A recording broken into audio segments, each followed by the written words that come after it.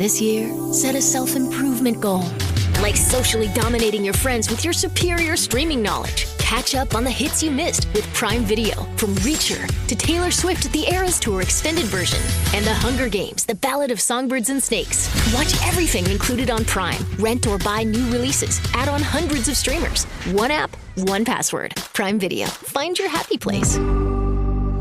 Restrictions apply. Prime membership not required to rent or buy. See Amazon.com/Amazon Prime for details. Hey, guess what? It's not as hard to start a fitness or weight loss program as you think. And I'm going to give you $100 in free home gym equipment to prove it. I'm Carl, the co-founder of Body. That's Body with an I, the health and fitness app with thousands of 5-star reviews, because our people get results. And I guarantee you'll lose 5 to 10 pounds in your first month, or you don't pay. Just sign up for a Body annual membership during our New Year's Kickstart event in the next 10 minutes, and I'll send you $100 worth of home fitness gear to help you succeed with classics like P90X, PiYo, and 21-Day Fix. In fact, we have over 120 workout programs for every level of fitness, even one for beginners only. Listen, if you don't succeed, you get your money back. But keep the $100 in equipment as my gift just for trying. You've got 10 minutes, so go to body.com to sign up now. Again, that's bodywithanI.com. This episode from the life of Sherlock Holmes will be transmitted to our men and women overseas by shortwave and through the worldwide facilities of the Armed Forces Radio Service. Petri Wine brings you Basil Rathbone and Nigel Bruce in the new Adventures of Sherlock Holmes.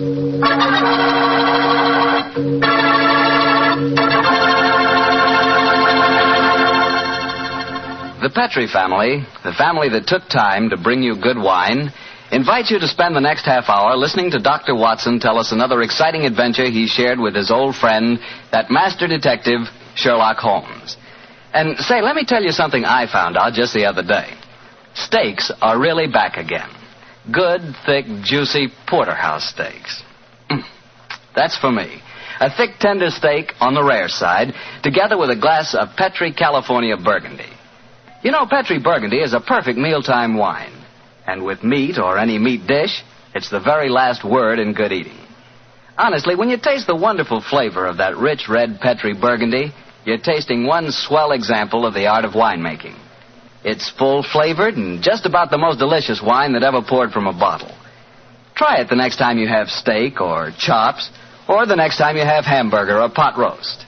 Believe me, Petri Burgundy is the best friend a good meal ever had.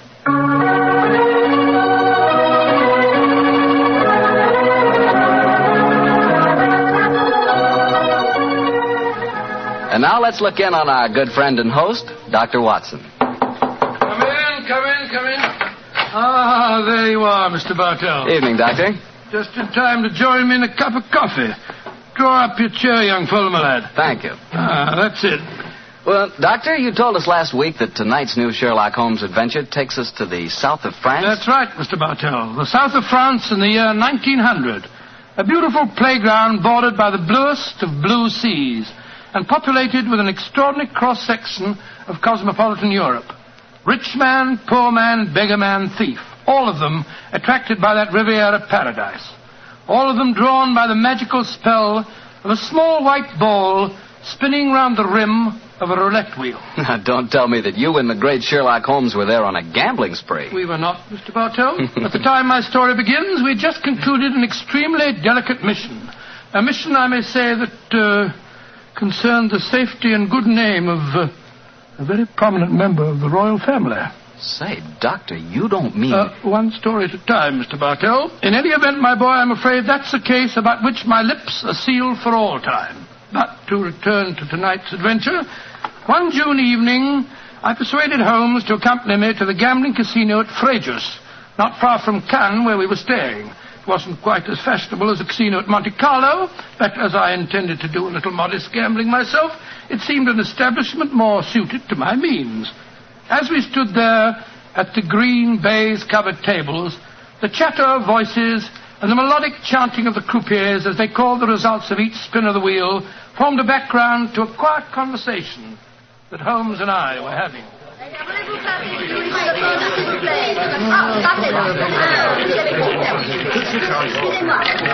very fast. Lost again, Watson. Oh, confounded. That number 10 must come up soon. Oh, why not cut your losses, old fellow, and come for a stroll with me on the waterfront? Well, just a big wait. A couple more bets, Holmes. I have a feeling that 10 is bound to come up in a minute. Watson, I believe the blood of a gambler courses through your veins. Oh, there's no harm in taking a little flutter once in a while. Why don't you risk a few francs, Holmes? Oh, thanks you, my dear chap. The law of averages convinces me that my money is safer in my pocket. In any case, I'm a little dubious as to the integrity of this particular casino. Oh? What makes you say that? Well, you will observe that this roulette wheel has a 00. Most continental wheels have only a single one. It would indicate that this house is extremely concerned with its percentage. Mesdames et messieurs, faites vos jeux. Oh, just 2 more turns of the wheel, Holmes, and I'll take that walk with you. Why müssen Sie hier spielen? Why do you not play from the other side of the table? Why must you always stand next to me? Hello. The trouble up there? I've placed my bet, so let's go and see. I ask you, sir, why do you play here beside me? I'm afraid I don't see any reason why I can't play wherever I wish. You've broken my luck. Ever since you come to the table, I've done nothing but lose. Please to move away. Well, move away yourself if you don't like my company. Heinrich, why do you not stop now? You've already lost more than we can afford. One more throw in, sir. I can win it all back if only this young man will move away. Why should my husband move? He's had a bad run of luck, too. Rien ne va plus. Neuf. Rouge, impérément. Ah, you've lost again, Watson. Heinrich, you must stop now. I must stop you, sir, because I've lost everything. I hope you're satisfied, Mr. American. You've broken my luck and ruined me. I hope that you and your turn will be ruined too. Heinrich, wait for me. I never heard such rubbish in my life.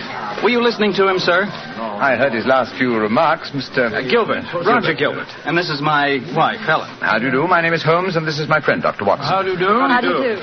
Didn't you think his remarks were a little out of place, Doctor? I certainly did, Mrs. Gilbert. I don't see how I can possibly blame your husband for his run of bad luck. I didn't like the look on his face as he left the table, though. Have you any idea who he is? His name is Schneemann. He's staying at the same hotel as we are. I've never spoken to him, but I've heard him being paged there. Well, you shouldn't gamble unless you can afford to lose. Well, I'm losing, darling, and I can't afford it. Oh, but I can let you have more money. You know that. No, Helen, I may have married an heiress, but I'm not going to use her fortune to gamble with. Oh.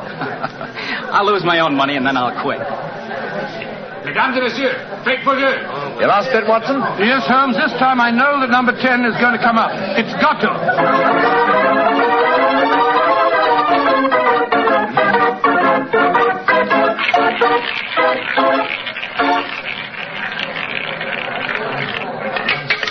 Numéro 10. I've lost again, darn it. Helen, this is my bad night. Well, why don't you stop now, dear? Holmes, I've made 350 francs. On this throw of the wheel, old fellow, but as you've lost some 500 francs doing it, I can't say that your profits stagger me. Oh, Mr. Holmes, I can see that you're no gambler. I'm afraid not, Mrs. I Gilbert. wouldn't say that, Holmes. You may not like roulette. You've taken a good many chances in your life with long odds against you, too. Well, nevertheless, old chap, in the sense Mrs. Gilbert means it, I'm not a gambler. Say, what's the commotion over there? That German woman with a crowd forming around her. Yes, the wife of that man that said I ruined him. Attention, est-ce qu'il y a un docteur dans la salle? There must be trouble. He's asking for a doctor. Doctor, come along, then. Will you excuse me, please? Thank you. Excuse me, madame. Mon ami est docteur. Monsieur, cette dame a besoin d'un docteur. What happened, madame? It is my husband. Is he ill? I just found him lying out in the garden. Please come with me at once, gentlemen. Of course we will, madam. What seems to be the matter with him? Herr Doctor, I think he is dead.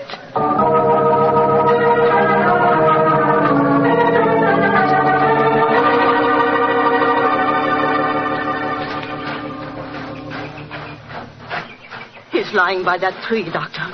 Please see if you can help him. Somebody else seems to be on the scene before us. Who are you, sir? I am Monsieur Chevray, director of the casino. Do any of you know this poor man? I am his wife. Is he dead? I am afraid so, madame. Let me look at him. I'm a doctor. Was your husband gambling in the casino tonight, madame? Yeah, he was. Poor Heinrich. He lost everything that we have. I'm afraid he's dead, madam. Shot through the heart. Oh, du lieber Gott. Suicide, Watson? Yeah, looks like it. Yes. Powder burns on the shirt front, revolver clutched in the right hand, fingers in a natural position. The angle of the wound settles it. Obviously self-inflicted. I missed you as you slipped out of the casino. What's wrong with him? I'm afraid he's dead, Mr. Gilbert. Yes, he committed suicide. I hope, young man, that you are satisfied.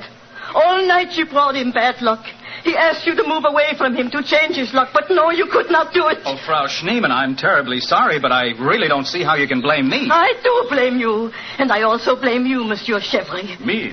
But what have I done, madame? Why do you let a man lose all his money at your tables? Is life so cheap to you, and money so important, that you cannot close the tables to someone before he's ruined? Madame, I am all sympathy for you in your tragic loss. But the casino cannot be held responsible. If your husband could not afford to gamble, then he should not come here. How are we to know the financial limitations of our customers? You said that your husband lost everything you had tonight, madam. Yeah, everything. Then how do you account for this sheaf of banknotes in his breast pocket? Good Lord, must be several thousand francs, sir. Then he wasn't ruined. And his suicide, therefore, cannot be blamed on his losses at my casino, madame. How do you account for this money, Frau Schneemann? Well, I do not understand. Heinrich kept nothing from me. I know that he had not so much money on him when he started tonight. Well, why do you all look at me like that? Is it that you think? You think... Quick, Watson, she's fainted. I've got her. Let's get her to her room. You can take her to my suite in the casino. No, let's take her to the hotel. My wife will look after her. Poor woman, she's had a dreadful shock. She can probably do with another woman's company. That's very considerate of you, Mr. Gilbert. Where are you staying? At the Hotel Crillon. It's quite near here. I'll get a cab, and while I'm doing that, Watson, see if you can revive her, will you? Yes, Then we'll take her to the Hotel Crillon.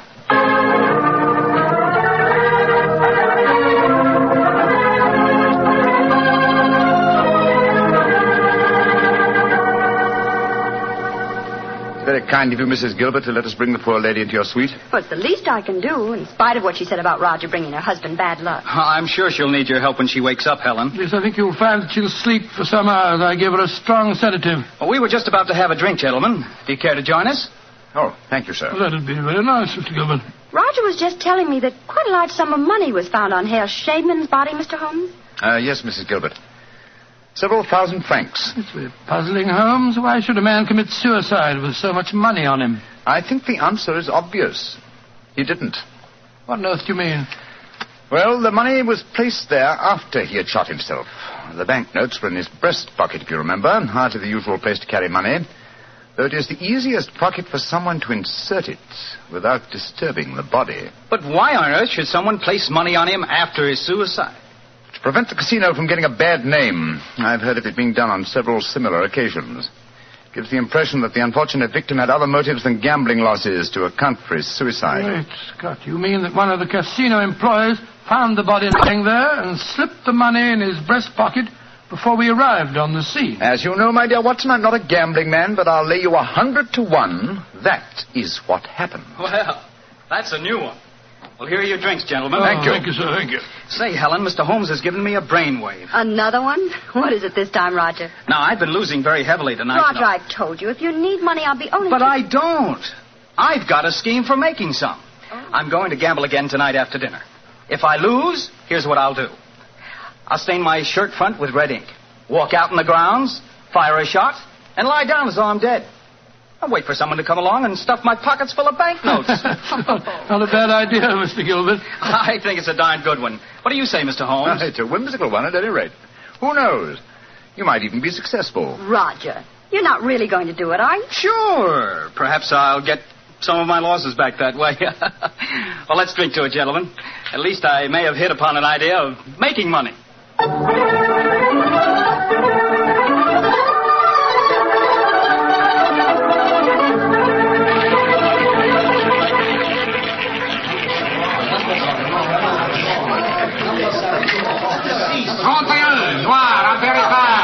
My dear Watson, you'll have to work hard at your practice when you get back to England.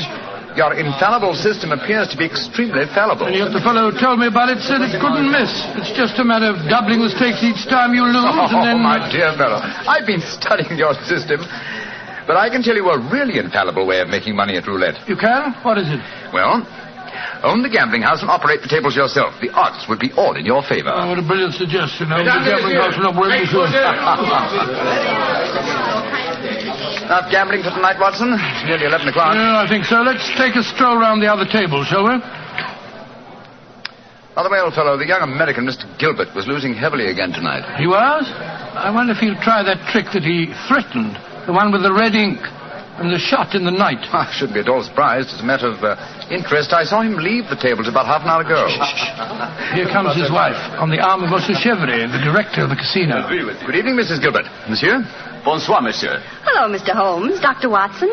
Monsieur Chevrolet is giving me a personally conducted tour of the casino. It's quite fascinating. And it is quite fascinating for me to have so beautiful a woman on my arm, mademoiselle. I know that I am the envy of all the men in the room. Oh, stop flattering me so much. I'm not used to it. Mrs. Gilbert, how is Frau Schneemann? She seems much better. She wakened an hour ago and insisted on going back to her own room. I wanted her to spend the night with us in our suite, but she wouldn't hear of it. I think I should drop in and see her before I go to bed. Oh, you have finished the gambling for tonight, perhaps, Doctor? No, perhaps about it, Monsieur Chevrolet. I've had a bad run at the tables. Oh, I am so sorry. Has anyone seen Roger? He left the tables about half an hour ago, Mrs. Gilbert. After doing as I did and losing quite heavily. So he lost again, did he? I wonder if he'll try that new system he was talking about. We were just discussing that possibility ourselves, Mrs. Gilbert. Mrs. Gilbert! Mrs. Gilbert! Frau Schneemann, you shouldn't have left your hotel, you know. It is too late to worry for me, Herr Doctor. It is for Mrs. Gilbert now that you should worry. What do you mean, madame? Well, I went back just now to where poor Heinrich died. And there, lying in the grass, I saw another body. I was too shocked to go too close. But I am quite sure that I recognize your husband, Mrs. Gilbert. Oh, Dr. Watson, she's ruined Roger's trick. And he'll have taken fright and bolted by the time we get there. Possibly. Let's go at once and find out, shall we?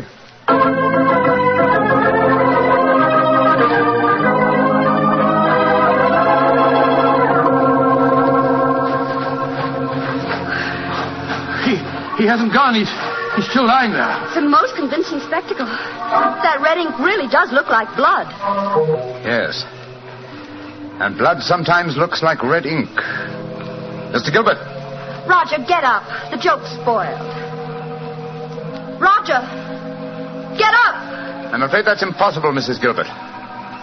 He's dead.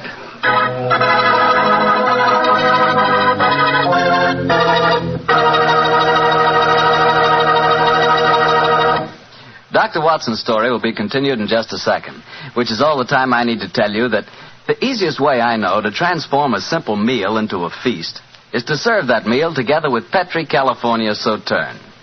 Petri Sauterne is a delicate white wine that's the perfect companion for chicken or turkey. Turkey. Ah, yes. Turkey and Petri Sauterne. That's the heart of any Thanksgiving dinner. Look, why not make this Thanksgiving dinner the best one you ever had? Give it the air of a banquet. Serve it with Petri Sauterne. And when you buy that Sauterne or any wine for your Thanksgiving dinner, whatever you do, look for the letters P-E-T-R-I, because a Petri wine is always a good wine.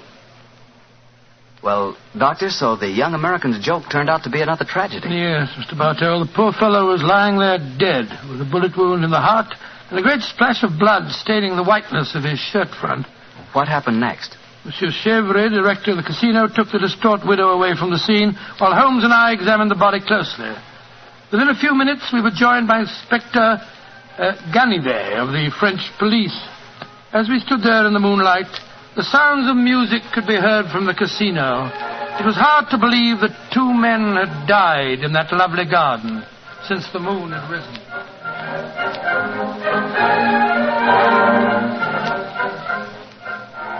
Monsieur Holmes, you and Dr. Watson have concluded your examination? Yes, Inspector Ganivet. Will you favor me with your observations? You say that you are certain that this is not another suicide? I'm sure of it, Inspector. Look at the wound. The bullet entered the body at a direct right angle, whereas a self-inflicted shot is always fired obliquely. Yes, that is so. Then you suggest that this man was shot from above as he lay on the ground pretending to be dead? I'm convinced of it. Why, Monsieur Holmes? Well, for two reasons. Though it's impossible to be sure without a laboratory test, I'm certain that beneath those blood stains are stains of red ink. Look for yourself, Inspector. Mm-hmm. Yes, indeed it does look like it. What is your other reason for being certain that this man was shot as he lay here pretending dead? Show him the banknotes, Watson. Here you are, Inspector. We found them stuffed in his breast pocket. So, banknotes with a bullet hole through the middle of them. Very illuminating. Tell me, gentlemen, how many people knew of this This little plot you have told me about, this plan of the dead man's to pretend to be shot. Just 3 people, Inspector. Dr. Watson, myself, and Mrs. Gilbert. Alors, then the answer is obvious. You and your friend are innocent. It must be the wife who killed him. No one else knew of the plot. I'm not so sure of that. Frau Schneemann, the dead German's widow, was in the next room when Gilbert told us about his plan. She might have heard, though I could swear that she was asleep. I gave her a very strong sleeping draught. From what you have told me of her husband's suicide, she might easily have had a motive for murdering this man. Come, gentlemen. Surely it's obvious who murdered Mr. Gilbert? Who, Monsieur Holmes? Well, it's certainly one of the 2 widows. Since there seems to be some doubt in your minds, I suggest we return to the casino. I can promise you the answer to your question within a very few minutes.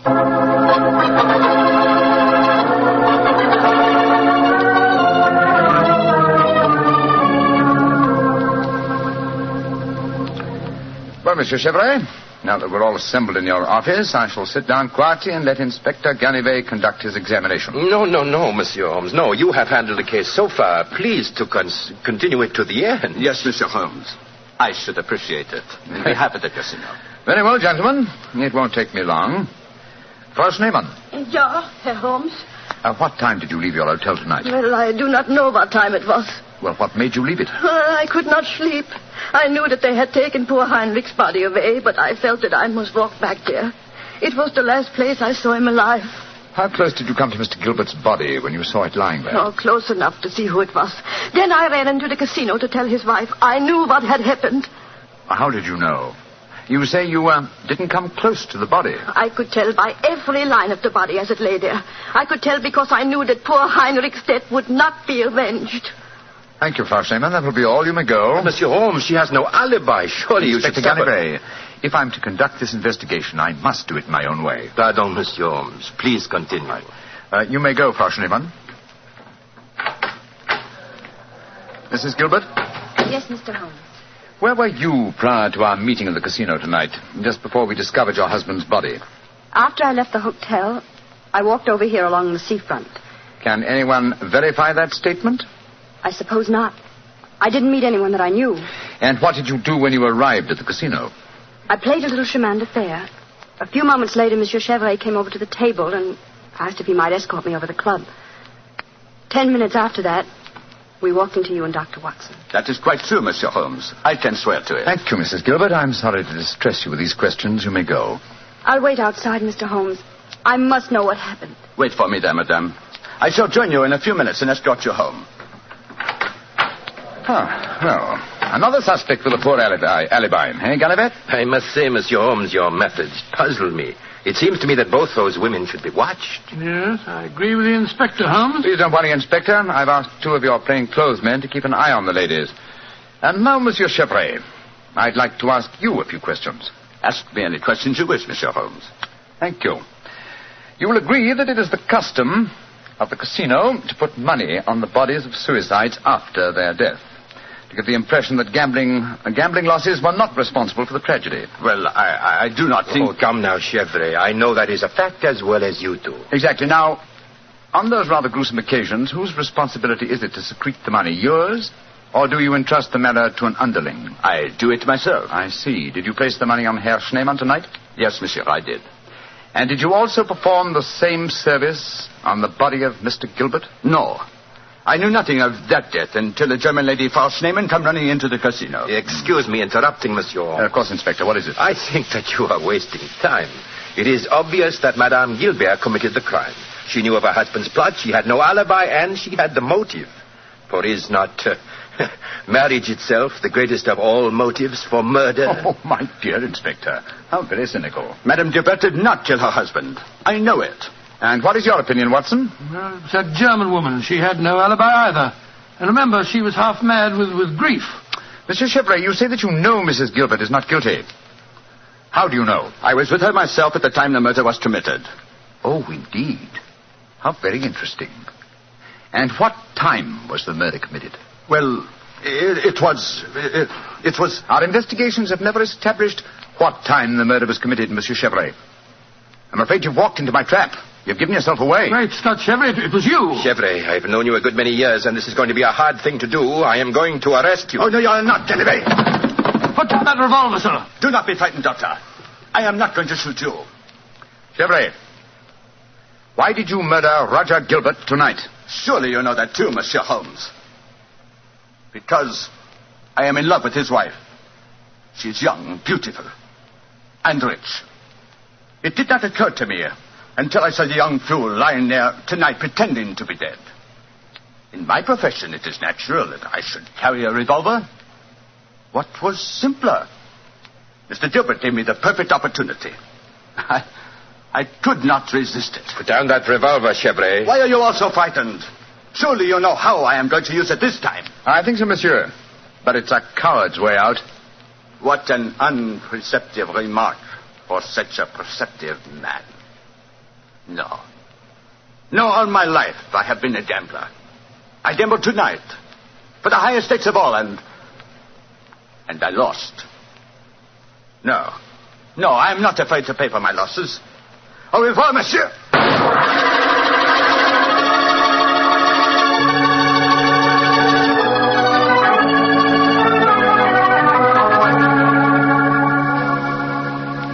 What an extraordinary case, Holmes. I never suspected Chevrolet. And I, old chap, suspected him from the beginning. Well, I wasn't the only one who was stupid anyway. Inspector Ganivet thought it was the wife. True. Very puzzling conclusion for a detective inspector to arrive at. Well, it seemed logical enough to me at the time. No, my dear Watson. Cold logic should have told you otherwise. Roger Gilbert had been losing heavily and had planned this hoax. He obviously had no money on him. Therefore, the money was planted in his pocket by Chevrolet. After he shot him? No, my dear fellow. Before. Before? The bullet hole through the banknotes provided that. Now, had the money been put there innocently, Gilbert would have, come back to life as soon as the person placing it there had left. He would not have remained lying on the ground for a murderer to find him. And Chevrolet must have bent over him as he lay there, placed the money in his breast pocket, and then fired. Precisely, Watson. Well, Holmes, I must say you solved it very neatly. You've told Inspector Ganivet that you wanted no credit in the case. Naturally, publicity would be unfavorable. If you remember, no one is supposed to know that we're in the south of France. I'm certain that the inspector learned a few tips about detection tonight. Possibly, old fellow. And I hope that you have learned a few things about gambling. How do you mean, Holmes? Well, you're backing the wrong color. A gambler is usually superstitious, and superstition... Well, I should have told you what color to follow tonight. I still don't understand you, Holmes. I was playing number 10. Exactly. Number 10 is black. You should have followed a red color tonight, old fellow. The color of red ink. Red ink. And blood.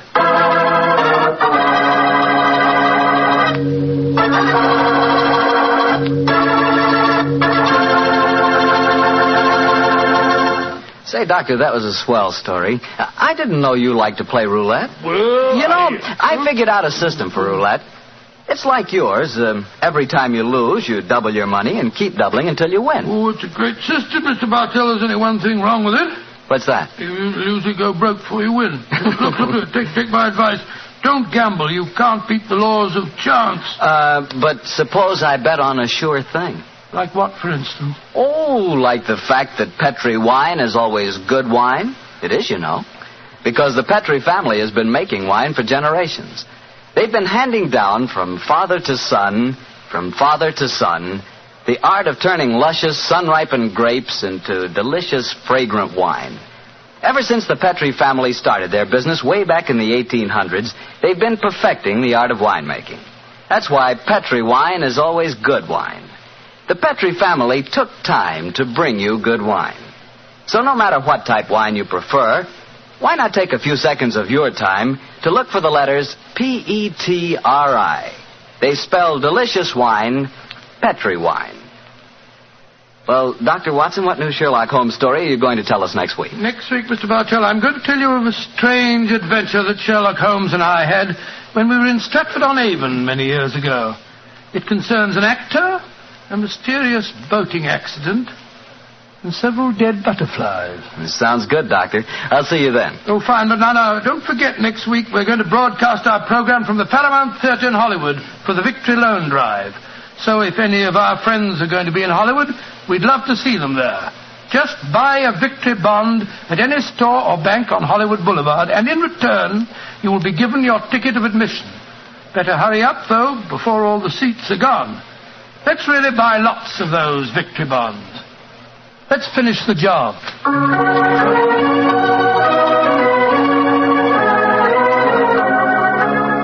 Tonight's Sherlock Holmes adventure is written by Dennis Green and Anthony Boucher and was suggested by an incident in the Sir Arthur Conan Doyle story, A Study in Scarlet. Music is by Dean Fossler. Mr. Rathbone appears through the courtesy of Metro-Goldwyn-Mayer, and Mr. Bruce through the courtesy of Universal Pictures, where they are now starring in the Sherlock Holmes series. The Petri Wine Company of San Francisco, California, invites you to tune in again next week, same time, same station. This is Harry Bartell saying goodnight for the Petri family. Sherlock Holmes comes to you from our Hollywood studio. This is the Mutual Broadcasting System.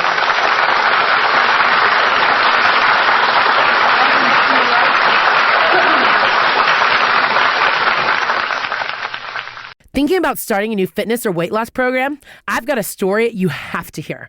I'm Lacey Green, a super trainer with Body. I had a client who came to me because she was really frustrated that every gym or trainer she tried made her feel bad because she was a beginner. She had tried it all, but she just felt humiliated.